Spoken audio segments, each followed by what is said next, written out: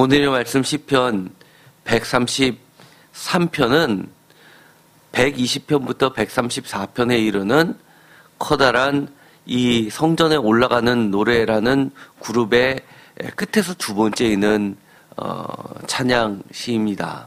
단 세 절로 되어 있지만 세 절의 이 133편은 다른 어떤 시편보다도 매우 중요합니다. 1절에 보면 보라 형제가 연합하여 동거함이 어찌 그리 선하고 아름다운고라고 시작하고 있습니다. 사실 이 구절은 우리가 너무 많이 들어왔고 잘 알고 있는 구절입니다. 대부분이 이 구절을 보고 가정예배에서 추도 예배 때나 아니면 온 가족이 모이는 이 명절에 이 말씀을 읽고 이처럼 형제가 모였으니 얼마나 좋냐라는 그런 말씀을 많이 나누는 것으로 유명합니다. 그러나 오늘의 이 본문은 단순히 한 가족이 모여서 함께 예배드리는 것에 그치지 않습니다.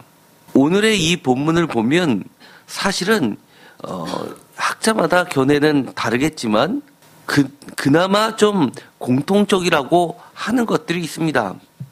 첫 번째는 혈통적 가족이 아니라 이스라엘 12지파의 야훼 신앙 연합체를 이야기하는 것에 대해서는 다 동의합니다. 그것은 진보 쪽에 있든 보수 쪽에 있든 개혁 쪽에 있든 상관없이 다 일치합니다. 그런 걸로 봐서는 우리가 얼마나 이 133편을 우리의 생각대로만 읽고 왔는지를 보여주고 있습니다. 배경으로 여러 가지가 있을 수 있겠지만 제가 주보에 실은 것처럼 첫 번째는 요시야 왕의 유월절 때를 보는 경우가 있습니다. 예를 들어서 열왕기하 23장 21절에서 23절까지의 배경을 가지고 있습니다. 그것보다는 두 번째 히스기야 왕 때 오늘 읽었었던 역대하 30장을 배경으로 보는 견해가 우세합니다. 히스기야 왕의 유월절과 무교절을 7일뿐만 아니라 7일 더해서 14일 동안 지키면서 드렸던 이 예배가 다른 어떤 것보다 가장 두드러진 특징이 있습니다. 오늘 역대하 30장을 읽었지만 가장 큰 특징은 남유다와 그리고 이미 북이스라엘이 멸망하고 남아있는 포로로 끌려가고 아수르의 포로로 끌려가고 북이스라엘 땅에는 몇몇 남아있는 사람들을 단이라는 건 최북단, 브엘사바는 제일 남단, 우리를 나라로 치면은 백두에서 한라까지 온 백성들을 이스라엘의 형제들을 초청하면서 잃어버렸던 이 예배를 다 함께 하나 되어 예배를 드리자라고 했었던 히스기야 왕의 기도를 포함하고 있습니다. 뿐만 아니라 세 번째 견해로는 포로 귀환 공동체, 예를 들어서 에스라 느헤미야 시대 때 형제의 하나됨의 예배를 이야기한다고 보는 견해도 있지만 이것은 크게 지지를 받지 못합니다. 왜냐하면 사마리아 쪽에 있었던 형제들은 에스라 느헤미야 때는 많이 배척을 당했기 때문입니다. 히스기야 왕 때의 이 온 형제라고 하는 것은 사실은 참된 가족을 이야기하는 하나님을 믿는 야훼 여호와 신앙으로서 하나 되는 연합체를 이야기합니다. 132편의 구조를 보면 화면에서 보는 것처럼 이렇습니다. 1절에서는 축복의 이야기가 나옵니다. 그리고 3절 하반절에도 축복의 이야기가 나옵니다. 이것이 A와 A-입니다. 두 번째, 기름에 대해서 이야기를 합니다. 2절 상반절 B, 3절 상반절에 또 이슬에 대해서 이야기합니다. 이 기름과 이슬은 모두 다 내림 같고 내림 같도다라는 말로서 짝을 이루고 있습니다. 그 가운데 2절 하반절에 아론의 이야기가 나오게 됩니다. 아론, 기름이 수염 곧 아론의 수염에 흘러서 그의 옷깃까지 내림 같고라고 되어 있는 아론에 대해서 부각시키고 있습니다. 또한 이 부분들 잘못 설교를 많이 하는 것을 보게 됩니다. 목사님들이 이 아론, 대제사장, 목사님들의 권위를 세우기 위해서 이렇게 이 133편의 이 구절을 이야기하는 경우도 있습니다. 그러나 성경은 그렇게 단순하지 않습니다. 우리의 욕심대로 어떤 불의의 사람들을 특별히 강조하거나 특권을 주기 위한 본문이 아닙니다. 하나님의 말씀은 보다 심오하고 깊고 넓습니다. 아론의 사역을 이야기하는 것은 예배가 모든 축복의 정 가운데 있어서 이 예배를 강조하고 있는 겁니다. 예배 가운데 어떻게 하나님이 함께 하시고 예배를 통해서 하나님의 영광을 받으시고 또 예배 드리는 자들을 아론의 수염에 빗대어서 그렇게 영광스럽게 해주시는 것을 보여주고 있습니다. 그래서 이 아론의 수염에서부터 그 옷깃, 원문에는 옷의 맞단이라고 되어 있습니다. 끝단입니다. 끝단까지 머리에 대제사장의 기름을 부었을 때 흘러내리는 아름다움과 영광, 하나님의 영광을 이야기합니다. 기름은 그야말로 신약성서에 와서는 성령의 충만함을 그대로 상징하고 있기 때문입니다. 아론의 수염을 이야기하면서 신약에서는 이 부분을 새롭게 해석하고 있습니다. 베드로전서 2장 9절입니다. 우리가 극히 잘 알고 있는 본문입니다. 다 같이 읽겠습니다. 그러나 너희는 택하신 족속이요 왕같은 제사장들이요 거룩한 나라요 그의 소유된 백성이니 이는 너희를 어두운 데서 불러내어 그의 기이한 빛에 들어가게 하신 이의 아름다운 덕을 선포하게 하려 하심이니라. 아멘.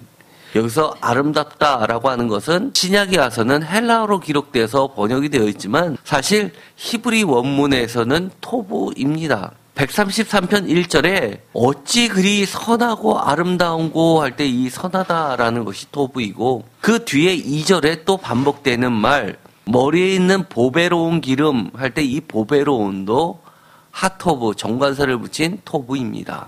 이 아름답다 보배롭다라는 것의 정점은 바로 왕같은 제사장에 있습니다. 그러면 이 1절 보라 형제가 연합하여 동거함이 어찌 그리 선하고 아름다운 거를 어떻게 해석해야 될까요? 이 베드로전서 2장 9절은 한마디로 말해서 우리를 부르신 예수 그리스도의 피로 우리를 거룩하게 하시고 우리를 예수 그리스도의 몸과 연합되게 부르신 우리들 그야말로 하나님의 거룩한 백성들, 성도들을 하나님께서 거룩한 왕 같은 제사장으로 삼기 위해서 그렇게 하셨다라고 말씀을 하시는 겁니다. 조금 더 말씀을 깊이 들어가 볼까요? 보라 형제가 연합하여 동거함이 어찌 그리 선하고 아름다운고 이 구절은 아마 예수님도 극히 잘 알고 계셨던 아마 외우고 계셨던 본문이라고 저는 확신합니다.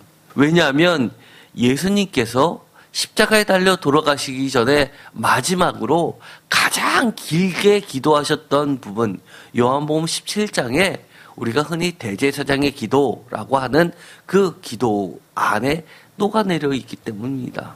여기서 보면 요한복음 17장 11절입니다. 다 같이 읽겠습니다. 나는 세상에 더 있지 아니하오나 그들은 세상에 있사옵고 나는 아버지께로 가옵나니 거룩하신 아버지여 내게 주신 아버지의 이름으로 그들을 보존하사 우리와 같이 그들도 하나가 되게 하옵소서. 아멘. 제가 너무너무 좋아하는 구절입니다.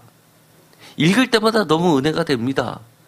주님께서 우리에게 오셔서 십자가에 달리신 이유는 요한복음에서는 죄 씻긴 그 것보다도 더 근본적인 이야기를 하고 있습니다. 하나님 아버지와 아들 예수 그리스도가 하나이신 것처럼 우리와 같이 그들, 우리 성도들도 하나가 되게 해달라고 기도합니다. 요한복음 17장 21절도 다 같이 읽겠습니다. 아버지여 아버지께서 내 안에 내가 아버지 안에 있는 것 같이 그들도 다 하나가 되어 우리 안에 있게 하사 세상으로 아버지께서 나를 보내신 것을 믿게 하옵소서. 너무 멋지죠? 저는 은혜를 너무 많이 받습니다. 제가 박사과정에서 논문 주제가 영생입니다. 참 어려운 주제죠. 이 영원한 생명을 어떻게 풀어서 영원한 생명을 다른 말로 표현하면 핵심이 뭐냐라는 것을 연구하고 있는 겁니다. 그것으로 논문이 나온 것도 사실 없습니다. 그런데 이 본문은 저희 아주 핵심적인 본문입니다. 아버지여 아버지께서 내 안에 내가 아버지 안에 있는 것 같이 그들도 다 하나가 되어 우리 안에 있게 하소서. 이것은 아까 17장 11절을 다시 말씀을 하시는 겁니다. 사실 우리의 신앙이 뭡니까? 신앙이 성숙된다는 게 뭡니까? 아버지가 내 안에 내가 아버지 안에 있는 것처럼 우리 성도들도 다 하나가 되어 아버지 안에 하나님 안에 있고 예수 그리스도 안에 있게 되면 우리가 신앙생활 다 한 거 아닙니까? 그것이 뭡니까? 영생 아닙니까? 천국 가는 거 아닙니까? 계속해서 하나에 대한 이야기를 반복하고 있습니다. 17장 22절도 읽겠습니다. 내게 주신 영광을 내가 그들에게 주었사오니 이는 우리가 하나가 된 것 같이 그들도 하나가 되게 하려 함이니라. 우리가 하나가 된 것 같이 그들도 하나가 된다. 한마디로 이야기하면 성도들도 다 하나가 된다는 이야기입니다. 그들이 혈통적으로는 다 각각 별개의 사람들이지만 다 하나, 한 가족을 넘어서 연합해서 하나됨 일치를 이룬다는 겁니다. 마치 포도나무에 나는 참 포도나무라고 이야기했던 예수님의 그 포도나무에 성도인 우리들이 다 가지로 나무에 붙어 있을 때만 열매, 영생을 얻는 것처럼 그렇게 말씀을 하고 계십니다. 요한복음 17장 23절도 다 같이 읽겠습니다. 곧 내가 그들 안에 있고 아버지께서 내 안에 계시오 그들로 온전함을 이루어 하나가 되게 하려 함은 아버지께서 나를 보내신 것과 또 나를 사랑하신 같이 그들도 사랑하신 것을 세상으로 알게 하려 함이로라.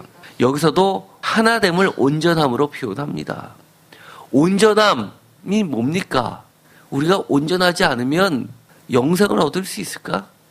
사실 불가능합니다. 하나님께서 생명이 계셨고 예수 그리스도께서 뭐라고 그걸 표현하고 있냐면 요한복음 1장 로고스 찬양에서 하나님의 품속에 있었던 독생자 아들께서 예수 그리스도께서 이 땅에 오셨다라고 이야기를 하면서 하나님은 생명 그 자체라고 이야기합니다.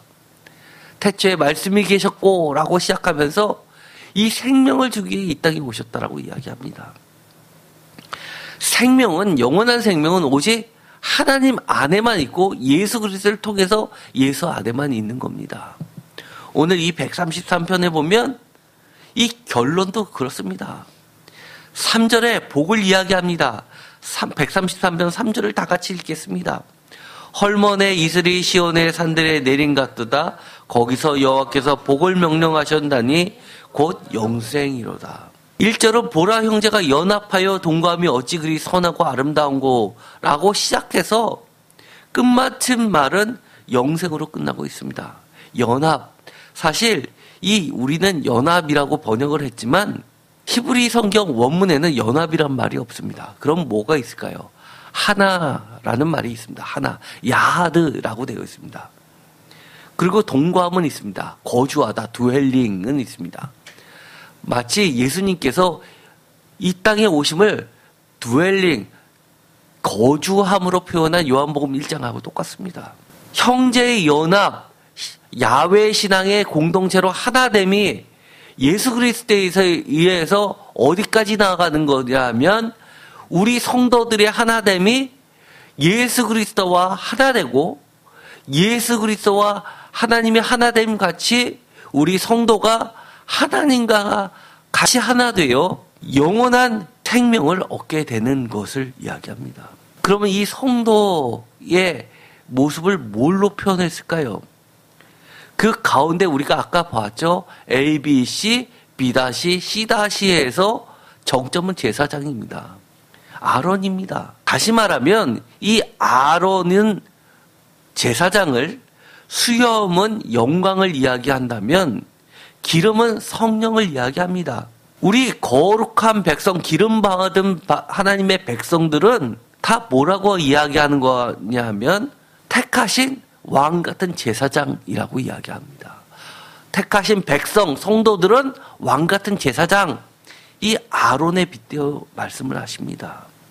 어떤 목사만이 아니라 하나님을 믿고 성령님의 인도하심을 따라서 예수님과 하나님과 하나 되는 우리 크리스찬 모두에게 하나님이 약속하신 것은 흘러내리는 기름에 흡족히 젖은 아론의 수염처럼 영광으로서 옷 입혀주시겠다고 이야기합니다.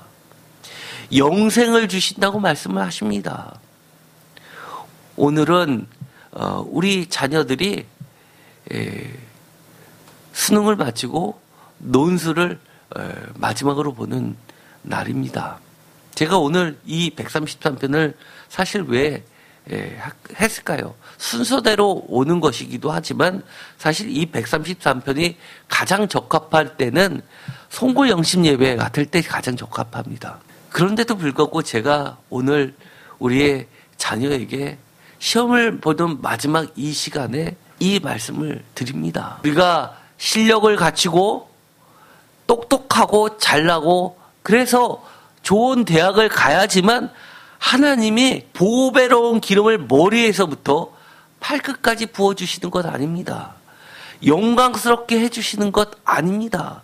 세상은 그럴 줄 몰라도 이처럼 예수님과 하나 되고 하나님과 하나 되고 하나님이 원하시는 거룩한 백성 우리 크리스찬들이 정말 세상에서 왕 같은 제사장으로 우리를 세우시려고 하는 것에 뜻을 함께하고 그 길로 가려고 애쓰는 자들에게 하나님이 축복해 주시겠다고 내가 책임지시겠다라고 이야기해 주시는 겁니다. 우리 모든 그렇게 하고자 하는 교회들도 아론의 수염으로 비교될 수 있는 겁니다. 각각 개인의 성도들도 우리의 자녀들도 또 하나로 뭉친 우리 샘교회도 마찬가지입니다. 그래서 저는 이렇게 이야기하고 싶습니다. 오늘 시험 보러 갈 때 당당히 걸어가십시오. 세상을 이길 왕 같은 제사장의 발걸음으로 들어가십시오. 시험에 붙고 안 붙고보다 더 근본적인 거 하나님의 원대한 계획에 있다는 걸 믿으시고 하나님의 복, 영원한 생명, 왕 같은 제사장, 택하신 백성, 거룩한 나라, 그의 소유된 백성, 택하신 족속의 그 당당함으로 존엄함으로 오늘 하루를 멋지게 장식하시기 바랍니다. 주님은 우리의 자녀들과 샘교회와 거룩한 백성들의 교회들에게 아론의 수염처럼 그렇게 해주시겠다고 약속해 주십니다. 믿고 감사하게 되기를, 그리고 그 영광을 소망하게 되시기를 간절히 축원드립니다. 기도하고 마치겠습니다. 하나님 감사합니다. 오늘 얼마나 귀한 말씀을 우리에게 해 주셨는지요. 우리가 단순히 오늘 시편 133편을 통해서 피부치에게만 적용되는 그런 협소한 사랑으로 모여서 하나님께 기도드렸다는 것으로 이 본문이 그치지 않고 보다 근본적인 하나님의 원대하신 뜻과 계획, 주님과 하나님과 우리를 하나 되게 하시는, 그리고 우리를 하나님의 기름으로 성령님으로 머리부터 발끝까지 영광스럽게 하시는 그 말씀이라는 사실을, 축복의 말씀이라는 사실을 깨닫게 해주시기 감사합니다. 우리의 자녀들 오늘 세상을 살 때 왕같은 제사장의 발걸음으로 세상을 승리하며 나아가게 하여 주옵소서. 또한 이 예배에 참석한 성도님들과 새임교회 위에도 하나님이 영광이 가득한 아론의 대제사장의 사명과 축복을 성취시켜 주시옵소서. 하나님이 기뻐하시는 만큼 하나님이 작정하시고 약속하셨던 영생의 축복을 저 헐만산의 이슬처럼 아론의 기름처럼 풍족히 내려주시옵소서. 오늘 시험을 볼 때도 하나님의 지혜가 총명이 성령님이 가득하여 주셔서 넉넉히 이길 수 있게 하여 주옵소서. 예수님의 이름으로 기도드렸습니다. 아멘.